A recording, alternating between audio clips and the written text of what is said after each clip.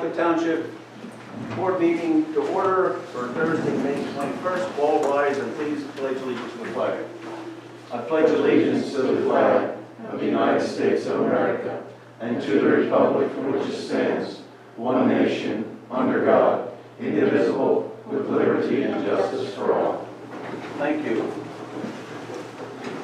Remember to speak up. Yeah. This meeting is videoed through YouTube.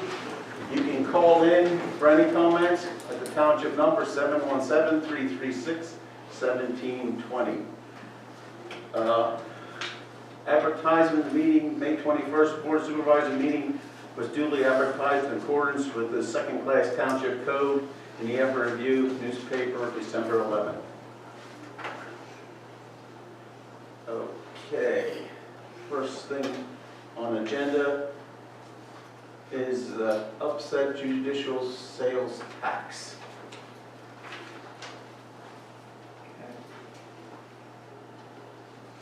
Do you want me to go over that? Huh? Do you want me to go over that real quick? Yes, please. The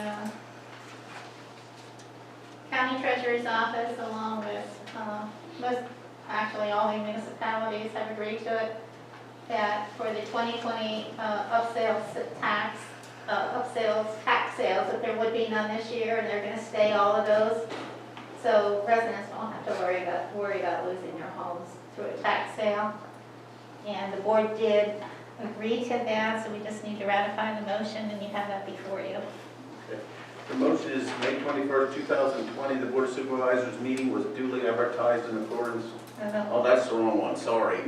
The motion to ratify the May 15th, 2020 approval and signing of the joint petition submitted to Lancaster County Court of Common Pleas to stay the 2020 upset tax sale.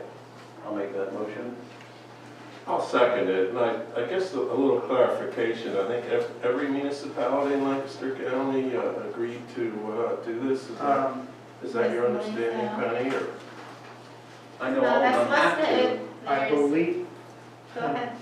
I think there was one holdout, Okay. and I'm not sure, I don't remember if they were added or not. Okay. That's what I remember.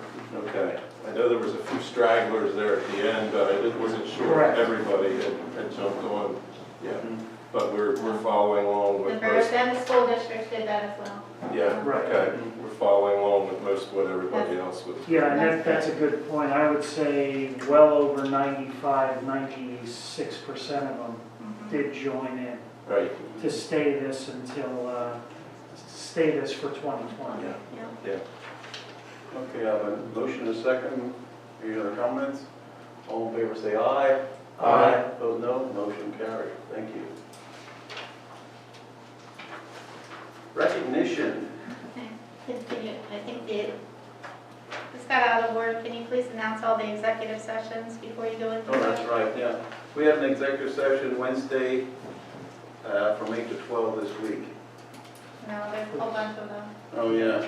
We had an executive session April 20th, 9 to 12 for personal reasons. We had an executive session Wednesday, April 22nd for personal reasons. We had an executive session April 24th at 10:30 for personnel reasons. We had an executive session Monday the 27th at 9 a.m. for personnel and legal reasons. And we held one yesterday for personnel and legal reasons at 8 a.m. Thank you. There's a motion after that. And we have make a motion to terminate the employment of Roadmaster Christopher Floyd effective Friday, April 24th, 2020. I'm looking for a motion. I'll make that motion. I'll second. Any comments or questions? All in favor say aye. Aye. Opposed no. Motion carried. Thank you. Sorry. Now the recognition. We want to appreciate the business that provided lunches to the township to show appreciation to township essential workers. A special thanks goes out for those lunches dropped off April 17th. Harding Yost, Donegal Mutual Insurance Company, and their agent network. May 13th, 2 cousins delivered pizza here. We thank those people for their help, appreciation. Past meeting minutes, any additions or corrections to those minutes? I did not have it. I don't have any either. Okay, I'll make a motion that the minutes be adopted as presented. For a second, I'll second that. any comments or questions? All in favor, say aye. Aye. Opposed, no. Motion carried. Thank you. Land planning, Mr. Lee. Good evening. Good evening. First item on the agenda is Carriage Hill, phases 3 and 4. And it's a relatively routine item, which is the acceptance of a time extension. As some background, the applicants and their consultants did attend the most recent planning commission meeting and did receive some recommendations on certain waivers and modifications.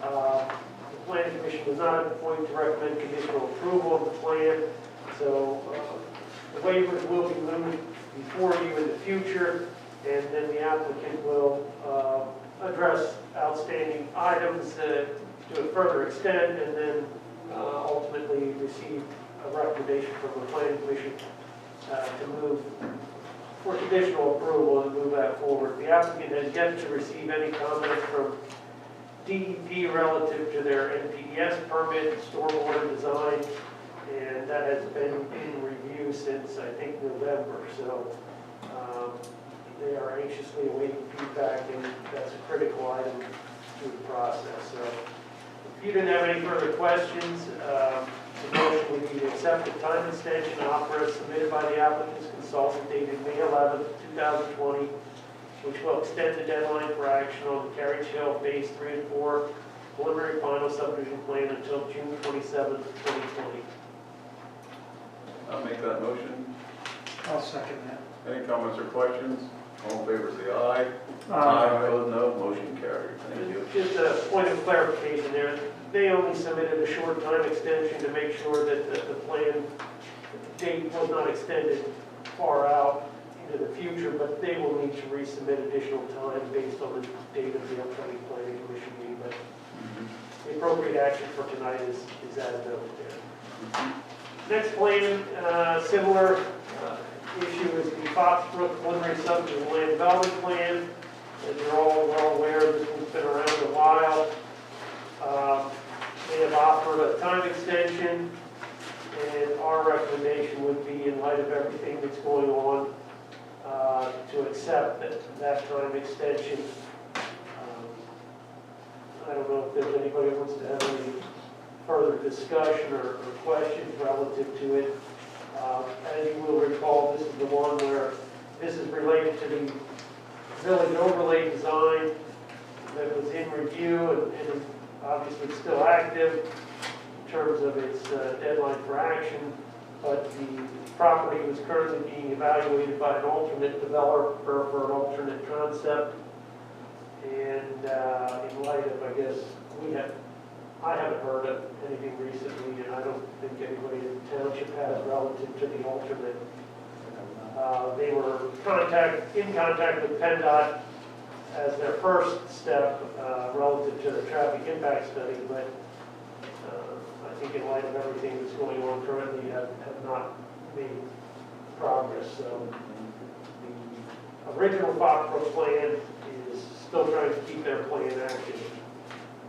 And that would be by accepting this time extension. I would note that if the board gets to a point at some point in time where you want to consider some alternate action, the township staff, it will take us a little time to get prepared to make a motion to, the only other option is to reject the plan. Yeah. And our typical approach is to work with applicants and get a plan to approval. So we'd have to shift gears a little bit to actually reverse our comments to a way that support a denial. So I think it goes without saying, I think it's dragging along longer than people would like, but I don't know that now's the time to pull. Yeah, because of COVID-19, I think we look a little Yeah. less harsh on it. Because I remember pulling water. Yeah.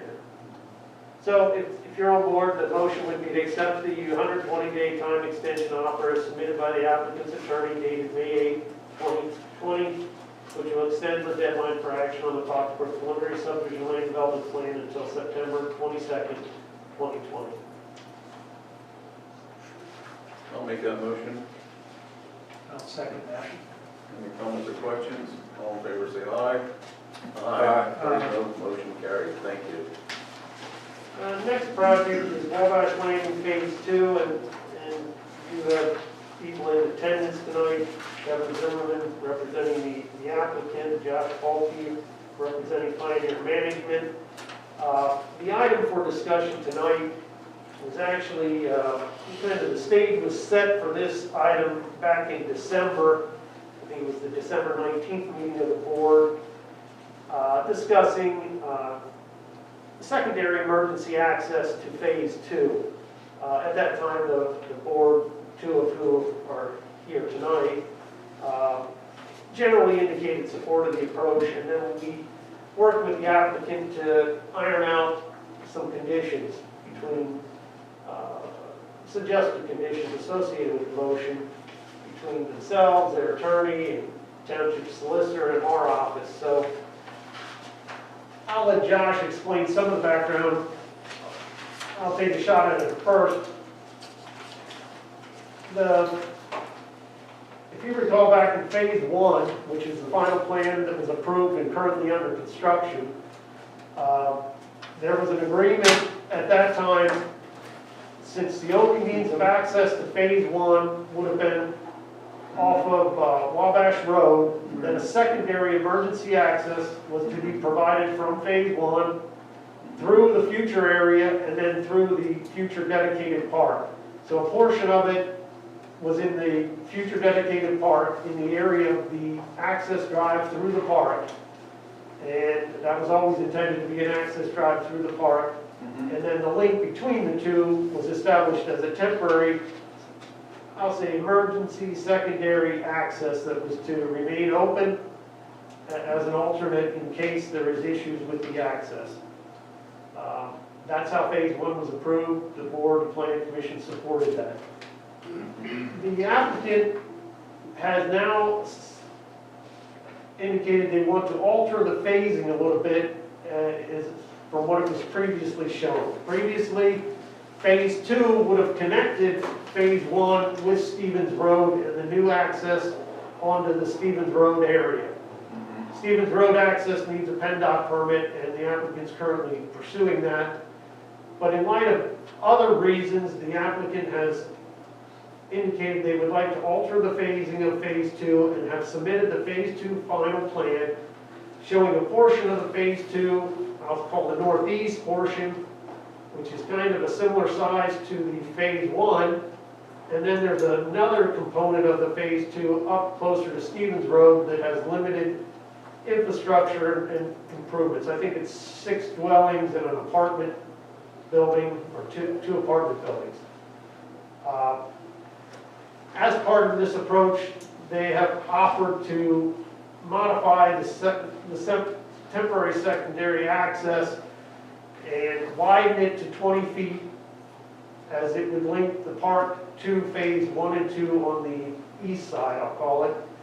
So that would be improved to 20 feet, which is similar to what's out there. Tony and I have met out there with Harvey to look at it, so that Harvey, we measured what's out there and asked him if he felt it was suitable to remain as is, and he concurred, correct, Tony? Correct, yes, he did. And So so, Brett, I'm sorry, Yep. real quickly, because we have our chief here. Yep. So that's sufficient then, from what Harvey was saying, for you to get your apparatus in there? yes, Okay, we drove, Harvey, Tony, and I all if drove. something were to happen. As a part of the Phase 1 plans, what we did, auto turns on the Phase 1 width and radii that were there to ensure that the fire apparatus could make it, and it did. We're not making it any more difficult, we're actually making it wider, so it should be fine. So really, the requirement that they're here for is there is a requirement in the subdivision land development ordinance that once you exceed a certain number of homes and don't have a second access, there needs to be a discussion and acknowledgement of how to approach that and some acceptable alternate means of temporary access. So maybe you, Josh, explain why the phasing shifts so so that it doesn't, that kind of has to be understood to understand why we're where we are. As Brent stated, generally speaking, the original phasing plan had this area as phase 2. We came to realize that if we approach it that way, construction traffic is going to have to go through these existing phases to do phase 3, which obviously is not a desired scenario. So we tried to flip-flop the phases the best we could to kind of get this out of the way earlier so that there's limited interruption to the people that will be already established in phase 2. Currently now, to avoid construction traffic through phase 1, the park access is being utilized for a lot of the construction traffic. Our goal and hope is that this can be, as soon as we have our PennDOT permit, our construction traffic can come through here and this can be converted over to its permanent solution. So that's the primary reason for the change in phasing, but at the same time, it created a scenario where we need a secondary emergency access for longer than what we originally had. The home's in the top right corner. Over there. Is there a road gonna go between there? Will that road be put in the second phase too? There is no road between there. They'll have to all come back to that. Ultimately, yeah, and ultimately, the road goes through, maybe kind of,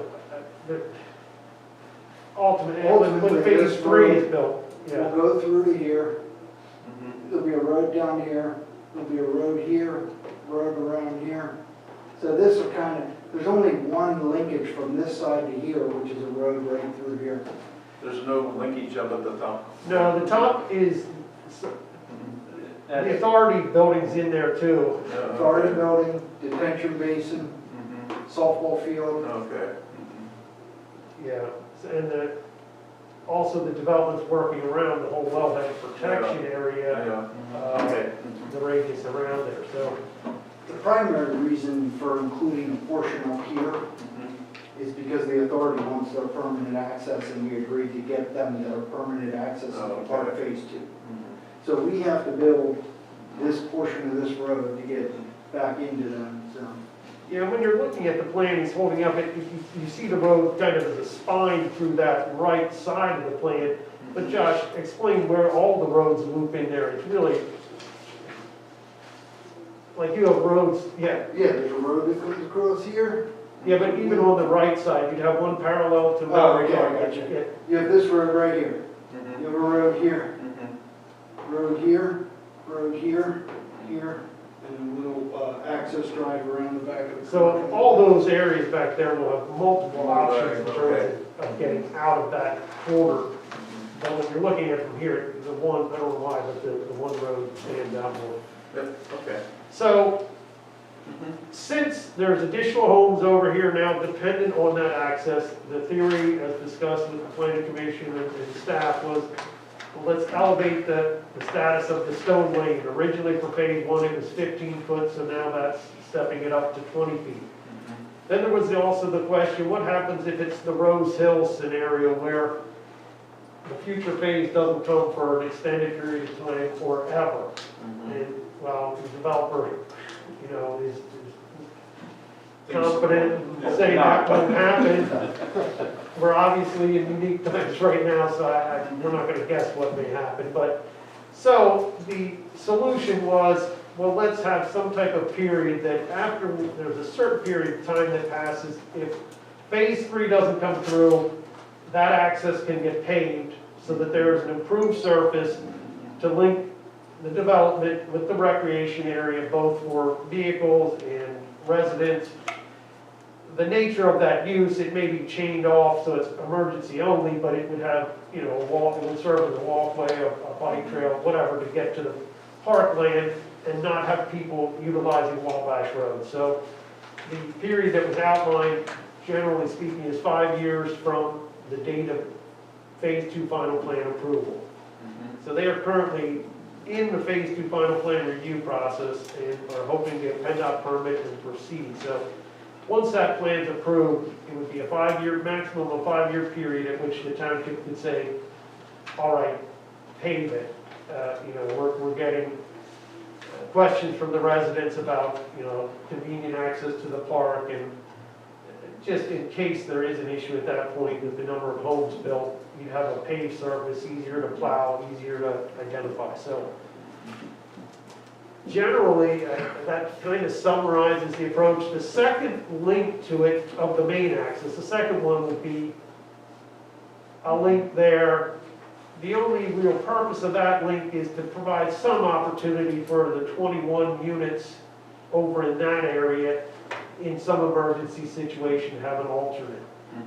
The threshold in the township ordinance is actually 20, so they're borderline there. It would also, the authority's property, when this is built, will no longer use their access through the Stevens ball field or outfield parking area. And maybe show them, Josh, where This is the current temporary access right here. When we construct our basin, it'll go in a temporary condition to keep them uninterrupted for a certain amount of time. Then it will be expanded out, they'll lose their access here, and their access will come through here. through a dedicated roadway as part of Phase 2. So it's really, that link, I would compare, I think we're comparing it to the link that was done in Phase 1. And the width of that is shown as 15 feet, and it's identified as stone. And at this point, there aren't provisions for it to be paved in the future.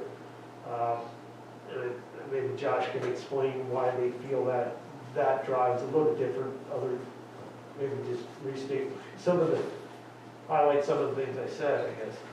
I guess, like Brent said, is the threshold in the municipality is 20 units with one signal access. We are in a position where currently our plan submitted had 22, so it's 16 apartments and 6 single-family homes. Based on some of the comments as it relates to on-street parking for these apartments, we are likely going to remove one of these units just so we can establish some more parking back here temporarily during the interim of Phase 2. When Phase 3 comes along, there's more on-street parking to allocate towards them. So when he says 21 units, that's because we're removing one from the plan. It's my opinion that 21 is de minimis when we're talking 20 is the allowable amount. If we were put into a position where we had to fully pay that or commit financial security to it, it might be more beneficial just to take out another lot. So that's the kind of the place we're at. We're like hoping that in this particular case, 21 versus 20, which is allowable, and us giving the temporary access like we did for Phase 1 at the width we did for Phase 1 would suffice. I think in addition to the engineer's report, I provided another email correspondence with some suggested conditions, many of which we touched on. The other thing, when I mentioned that the road is to be paved at a 5-year term, that money would be secured with the township. So there would be funds set aside for that. The intent would be that the applicant would be notified and pave it, but if they fail to do so, it'd be just like any other development where they fail to install a roadway or fail to resolve certain things identified on the approved plan. The township would have the ability to utilize those funds to pave it and or lien the property and impose other penalties. So that would be one aspect of it. They are also committing to that there'll be no other request for additional dwelling units utilizing this scenario, that what you see is it until Phase 3 comes in. There will be a new easement agreement developed. There was an easement agreement for the Phase 1 link. It showed the easement. It was a recorded document. It encumbered the land, so it could not be blocked, and the two attorneys worked through that. This would be handled in a similar manner. So that's the general summary. The pavement of the link would be matching the same as the access drive in the proposed park area as far as the actual asphalt cross section. In the park area, the width is 24 feet. Some of that is driven by that there are some parking spaces off of that access to provide some parking. So that's the background. If there's any specific questions, otherwise I can read some of the suggested motions here. The way it's proposed would be we handle it as two components. One is resolving the temporary access provisions of the ordinance for the, call it the northeast and the east side there. And then the other to address those units that are over in that corner, and then also a separate motion to deal with the other one because they are different. Any questions? No questions? So as written, the suggested motion regarding the larger portion of the development in the northeastern side would be a motion to approve a waiver modification of section 194-34G2 of the East Cocalico Township subdivision land development ordinance related to providing a secondary access to phase 1 and the northeast portion of phase 2, and authorize the proposed use of a stone temporary emergency/secondary access drive linking the proposed roadway network within phase 1 and the northeast portion of phase 2, Lighthouse Boulevard, with the approved access drive roadway within the proposed dedicated recreation area, conditioned upon the following. 1, the temporary emergency secondary access being established within a 24-foot wide easement and constructed and maintained at a minimum width of 20 foot, capable of fully supporting intended vehicles, including trucks and emergency vehicles. 2, the township having the right to require the applicant to pave the 20-foot wide temporary emergency secondary access if the construction of phase 3 of the project is delayed and the need for the temporary emergency/secondary access extends for a period of more than 5 years beyond the date of unconditional approval of the phase 2 final plan. 3, the applicant establishing financial security with the township in an amount acceptable to the township/township engineer for the future paving of the temporary emergency access to the pavement standards of the dedicated park access in accordance with other associated conditions of this waiver modification approval. 4, the applicant being required to pave the emergency access in accordance with the terms of the applicable recorded agreement and the township, and upon the expiration of the 5-year time period noted in the prior condition, or results in liens and/or penalties as outlined in the new easement agreement.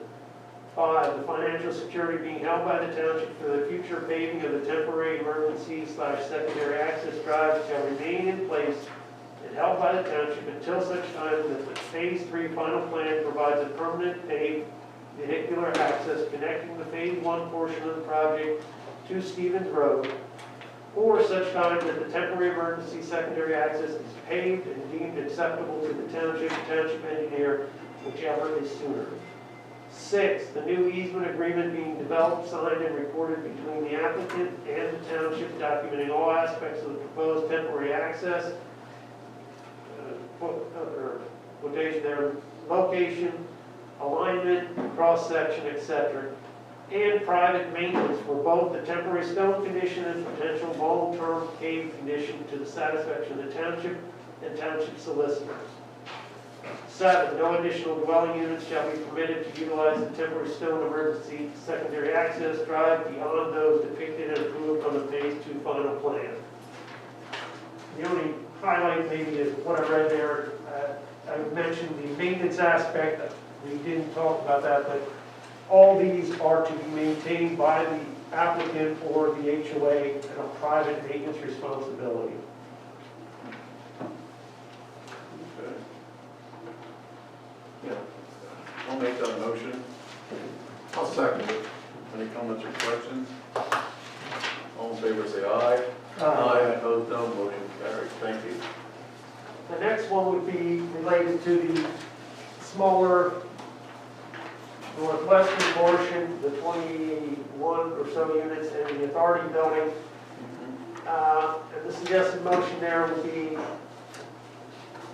motion to approve a waiver modification of section 194-34G2 of the East Cocalico Township subdivision land development ordinance related to providing secondary access to the northwestern portion of phase 2 and authorize the proposed use of a stone temporary emergency secondary access linking the proposed roadway network within the northwestern portion of phase 2 Atlantic Boulevard with the improved access drive roadway within the proposed dedicated recreation area conditioned upon the following. 1, the stone temporary emergency secondary access being established within a 24-foot wide temporary easement and constructed and maintained at a minimum width of 15 feet and capable of fully supporting intended vehicles, including trucks and emergency vehicles.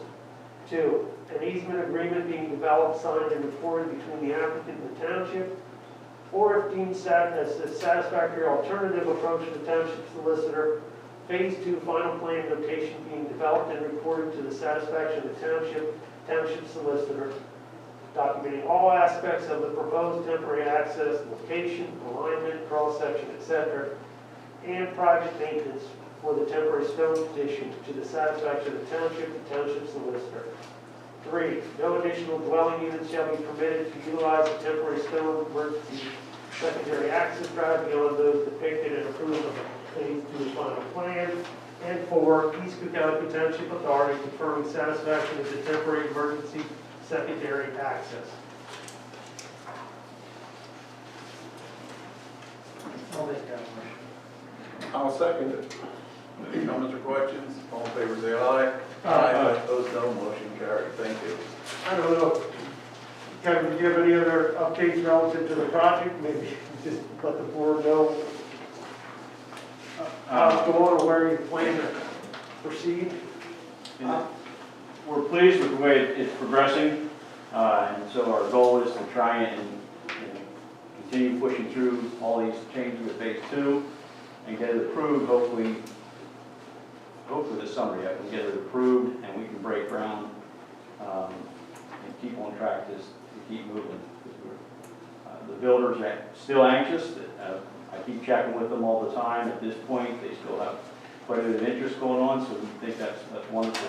I think we have the right product at the right price point for such a time as this, so I think we got the right fit. And I should note, they have expressed some interest in moving forward with certain portions of site work and preparation for phase 2 prior to phase 2 final plan approval.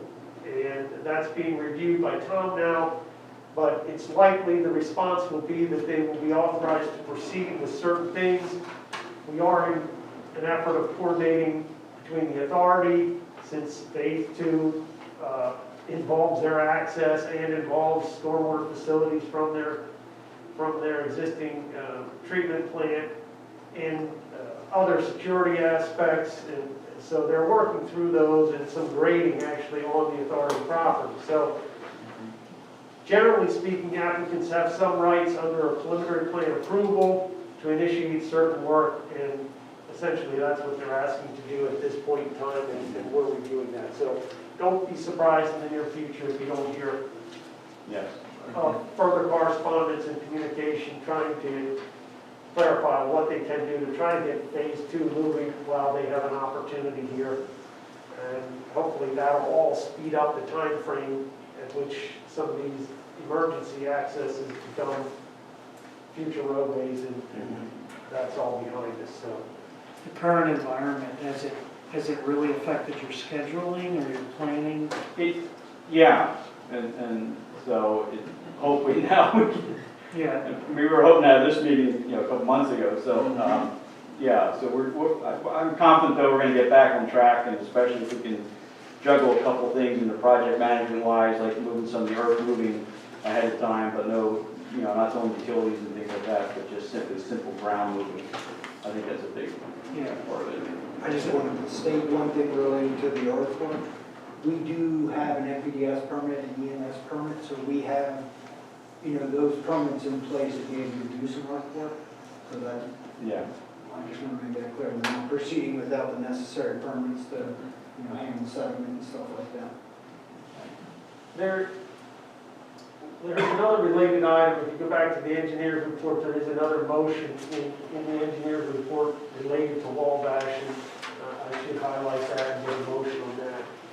And we've mentioned it several times that one of their aspects that they're working on now relative to phase 2 is to secure the PennDOT highway occupancy permit for the access onto Stevens Road.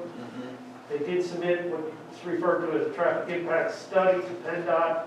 PennDOT has reviewed it. Their consultant has identified some, I'll call it minor mitigation that is recommended, and their study actually proceeded, extended out to and included Route 272 intersection with Church Street, and which I think we all know has its issues already.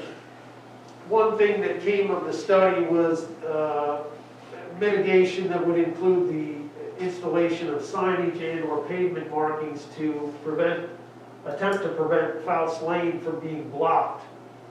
So the sign would be, as you're coming from the fire company heading towards, the Reeveston Fire Company heading towards the intersection, there would be a sign on your right indicating do not block intersection. And the difficulty there, while it's not a real common maneuver, the left in, if that left can't be made, there's a curb line, so all traffic then backs up towards the intersection. So originally the recommendation was signage and pavement markings. The way the motion's written here is we're trying to respond and hopefully get PennDOT to concur with just having the developer install a sign.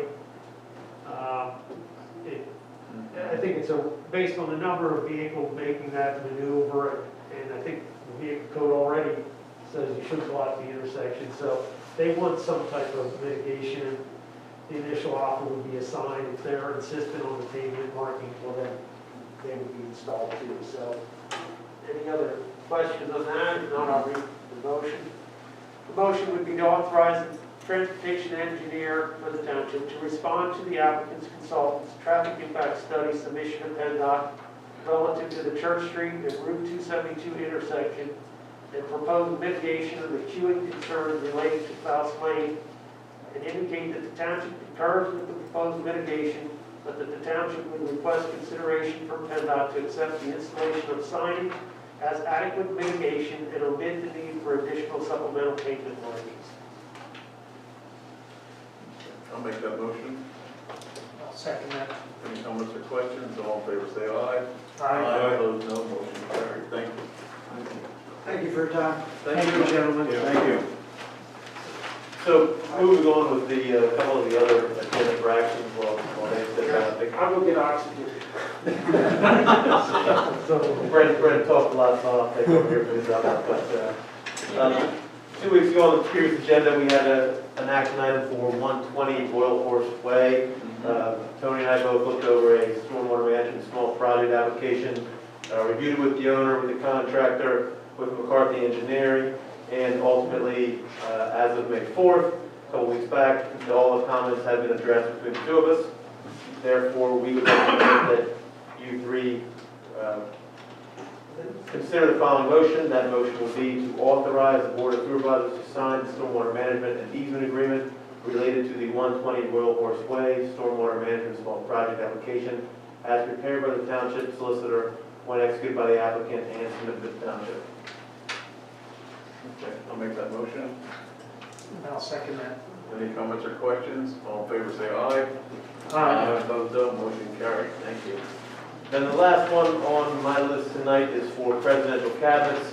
As you three may remember, presidential cabinets has a preliminary final land development plan where Mr. Sensenig is building a proposed addition that's approximately 3,500 square feet. So far, he has most of the grading completed. The basin's not finalized. A couple weeks ago, he finalized the paving. So that project is moving along quite nicely. However, prior to this COVID-19 deal, he had reached out to Tony and I requesting that the board may consider releasing, at the time of release, releasing all the financial security even though he hadn't built his proposed addition. My understanding is that Mr. Sensenig has reached out to Tony recently about the building permit application. So this may not happen, but in consideration, we recommend that perhaps we consider releasing Mr. Sensenig's financial security upon him not completing a couple items, which would include a couple roof drains, a couple roof leaders, stuff of that nature that could be easily handled at the future building permit process and addressed with the certificate of occupancy. Tony, so the only things that are left are really minor, right? Correct, yeah, by putting in this addition, he's got some roof drains, leaders and stuff that have to be piped into the facility. There's hardly anything I left. can handle that on the permit process, yeah. Right, so basically based on his financial security right now, he would have 3 items, which I'm not sure if I put in this, but I did put in the email. I think the sum's about $2,500, but it is a couple roof drain laterals, some clean outs, rodent guards, and some other PVC piping, so it's all directly related to an addition, but he has stormwater management stuff in. We would recommend that you guys consider the following motion. That motion would be to authorize a full release of the remaining financial security conditioned upon the township receiving and approving the as-built plans and deeming the site's conditions and stabilization satisfactory to the township and township engineer, and authorize that the installation of the roof drain collection piping will be confirmed by the zoning officer as part of the future building permitting process and prior to the issuance of a certificate of occupancy. Yeah, I'll make that motion. I'll second. Any comments or questions? All in favor, say aye. Opposed, no. Motion carries. Thank you. That concludes our engineer's reports. If you guys have any other questions? Nope. Thank you. Thank you. Okay. New Holland Road Mower Tractor Lease Agreement. We have a lease agreement for that new tractor. So, that agreement is being written right now, but with F&B Equipment Finance. It has not yet been finalized. The total dollar amount would be for $146,068.84. So we are requesting that you would approve authorization and signing of the F&B Equipment Finance Lease Agreement in the amount of $146,068.84, contingent upon the terminology, rates, and conditions are to be to the satisfaction of the township manager and the township solicitor. Yeah, You make that motion? I'll make that motion, then. Go ahead. I'll second it. All in favor, say aye. Aye. Opposed, no. Motion carried. Thank you. Spring Township Newsletter. I think we had some discussion on that. Yes, since the COVID-19, COVID-19, we have on the second, third page, Reamstown pool rates. I would advise us to get rid of the daily rates. Because what I've heard so far, there's been general discussion that the attendance of the pool should be about 20% of your max capacity. So it looks like members only this summer. So I'd recommend that the newsletter just show the membership rates only. What's the other, the other 4 members feel? I'm okay with that. I think it's a smart thing to do. The only question I had when looking at it, Penny and Alan, was should we have a separate box in there of notes stating clearly in the newsletter our intent, our full intent is to open the pool this summer, right? But due to such a dynamic situation right now, people really need to check on the website to see the latest update as to where we are and when the opening is, to be fair to our residents. That could go here at the top. Yeah. I just think we need some kind of, it's not a disclaimer, but a really easy to see, large, bold notice. Because of CDC and Right. the governor's. Right. Due to CDC guidelines, due to safety concerns, and we're still working through those. You know, we need to work with our. We're still on red as well. Exactly. Yeah, we can't open a red. Yeah, when you can, I don't know if you have, what the membership is, the total membership you have for the pool, but I'm not sure it's a good idea to get rid of your daily rate. What if you don't have enough of members, Well, and one day, 5 people show up that would like to come into that pool, and you don't have a daily rate, you just gave up money that you wouldn't need to give up. If you say members first, and anyone that comes can pay by the daily rate, but I wouldn't eliminate the daily rate just in case you reach that point where you have capacity and now you said, no, you can't come in because it's members only. 20% capacity, 65 people. How many members do you have? Last year, there were, I don't have my computer. I couldn't But answer But that if you question. open your Like membership 800 this people year, last I'm year. just concerned, Yeah. do you have, We had 10,500 people at the pool through the summer yeah, last year. last year. Yeah, but you're not gonna have that this year, not even close. Well, I don't know, like, We might, Adamstown's closed. yes, Scott, we might even have more because Well, Adamstown's. no, you won't have more because you're gonna be limited to your capacity, so you No. definitely won't have more. No, but what I mean is we might have more that want a membership because the Adamstown pool now is closed. You don't have to be a township resident to have membership of East No, we Cocalico. don't, well, we don't have that, We don't have that restriction. no. So an Adamstown resident could get a membership in East Yeah. Cocalico. Does that answer your question? I mean, Yeah, it's a good yeah, point. Yeah, Yeah. It's a good point. The difficult part is balancing the limit we're gonna have. And if you have a membership and somebody comes in daily ahead of you and then you can't get in, they'll be really irate.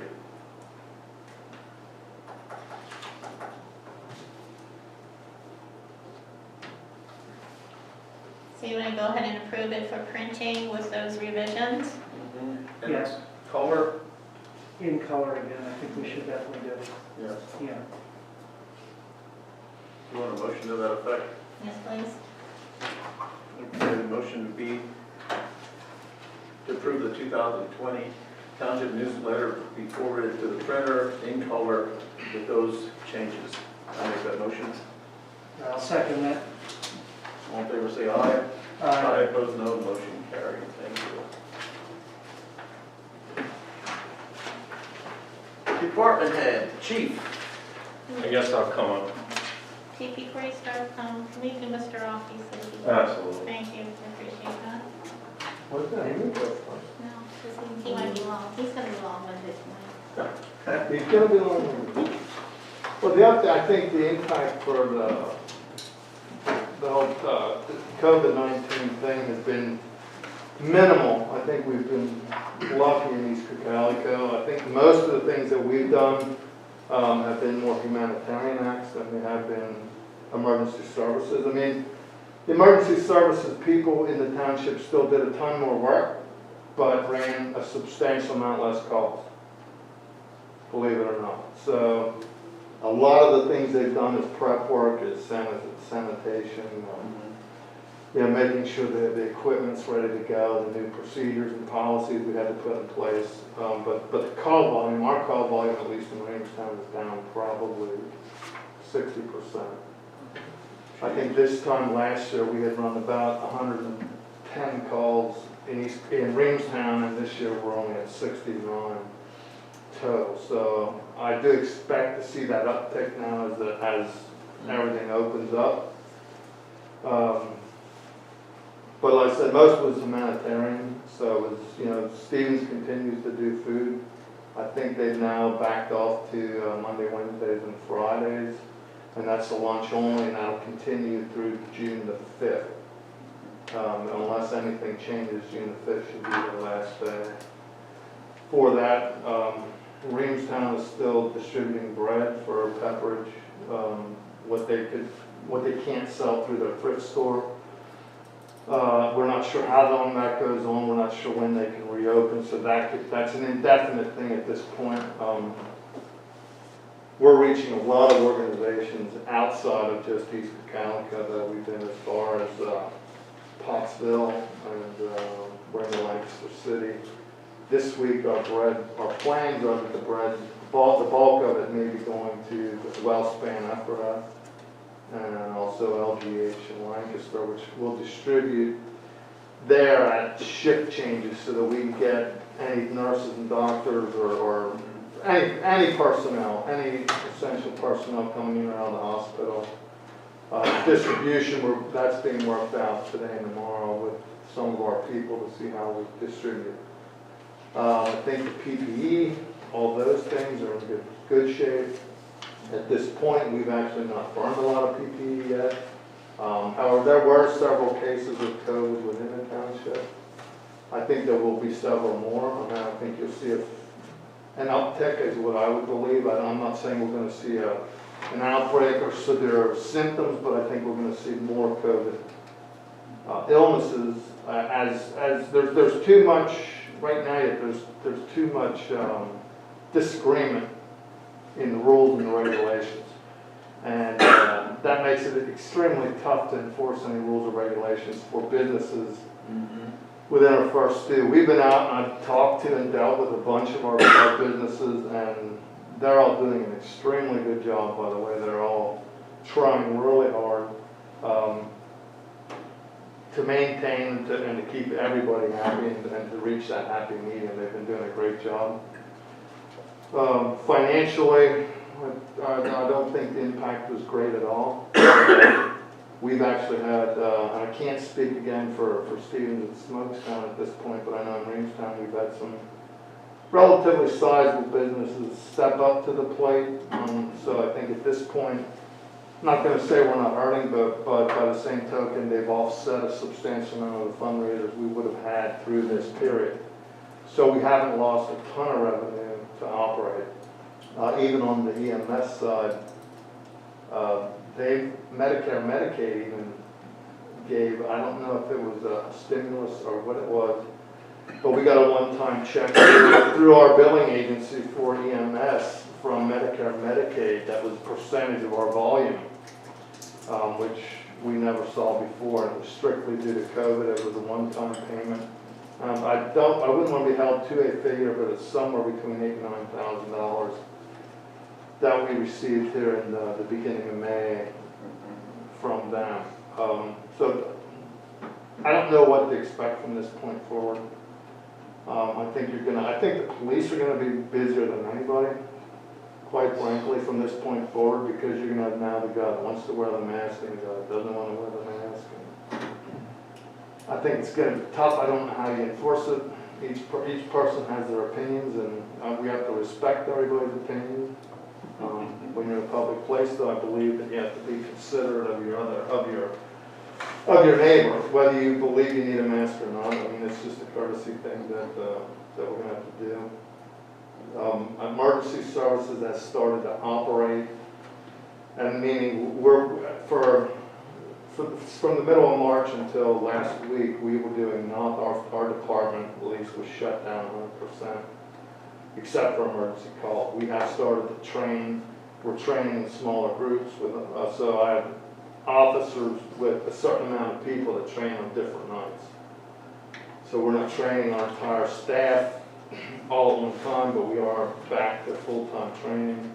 And then we rotate those crews to each officer so that they don't forget who each other are and what each other can do and perform. So, Chief, just out of curiosity, when you guys do the training, is it the same thing as like what the public has to do? Is it like 10 or less guys, or 20 or less?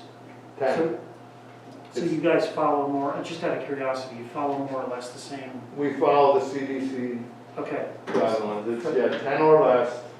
Our personnel, we use social distancing a substantial amount more than we do masks, but they all have to have masks with them. And if we're doing an exercise where they need to be in close contact with each other, which does happen quite frequently, they have to have their masks on.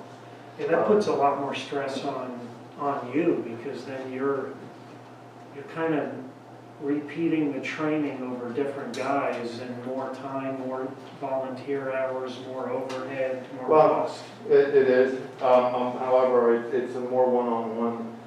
When the groups get littler, the training gets better. Believe it or not, you get 20 people in a room and you train them all at once. Mm-hmm.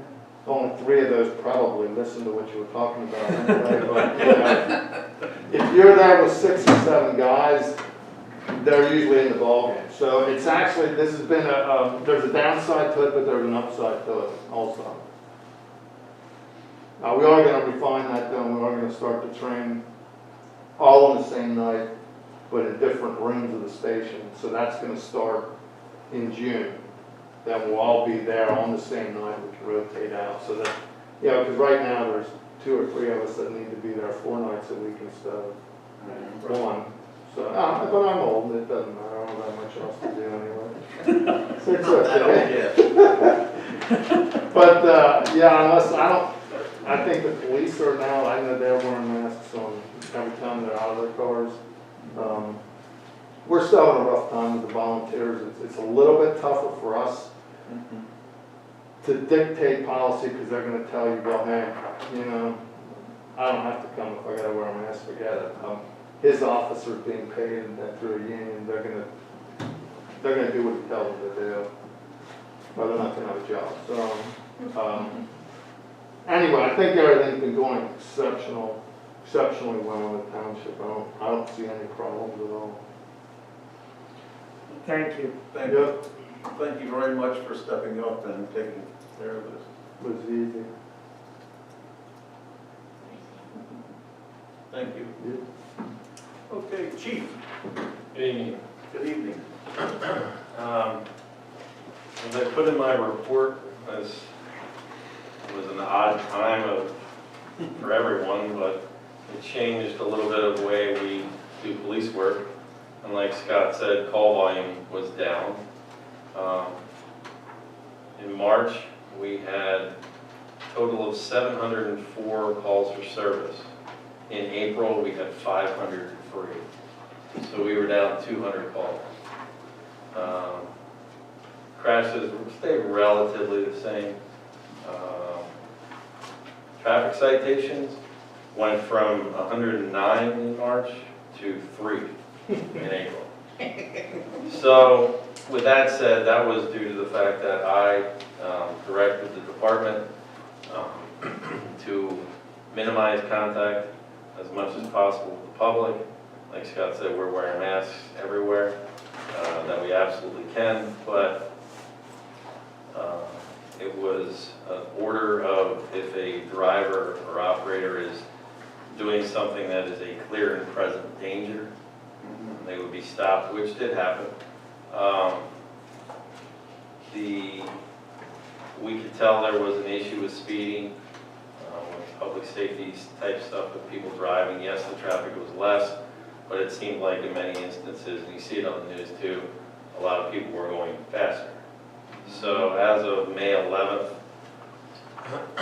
we have gone back to normal police operations, with the exception of ambulance calls or ambulance assists. We are still taking the stance of we will go to those if requested or needed. But at this time, we're not responding to those, and it seems to have still gone okay. So with that said, we had our first speed detail. It was yesterday, and the first part of it was on North 6th Street in Denver. 10 citations and 2 warnings. And the other was held on North Reamstown Road.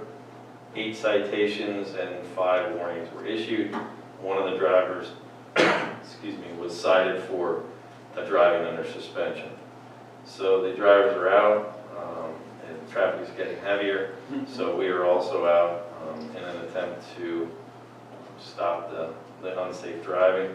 And we can tell that in the last, I would say, week to 2 weeks, our call volume has gone up, and we are seeing more traffic and even more calls on nights. So we're slowly getting back to the normal. When things officially open up, we will be prepared and ready for whatever that brings. And as Scott said, all the businesses that I've talked to and dealt with have been phenomenal. I told Denver Borough Council at the meeting Monday night or on the Zoom meeting that we have had no issues. We've issued no citations. Every business